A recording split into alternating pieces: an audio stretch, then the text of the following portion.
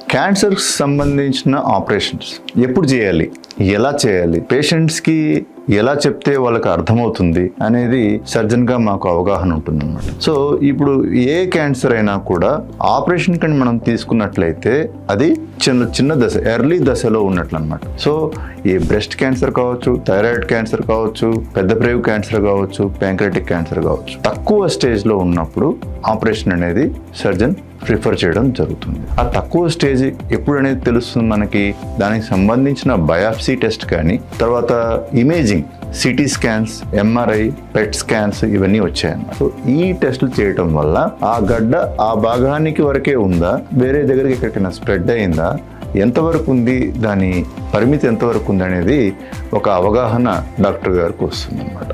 So ఇలా వచ్చినప్పుడు operation అనేది పేషెంట్కి మనం చెప్పడం జరుగుతుంది. ఎలాంటి ఆపరేషన్ చేయబోతున్నాం అనేది కూడా వివరించడం జరుగుతుంది. సో ఆ స్టేజ్ను బట్టి ఆపరేషన్ తెలిసిన తర్వాత ఆ పర్టికులర్ ఆపరేషన్ అనేది పేషెంట్కి చెప్పడం జరుగుతుంది. Thank you.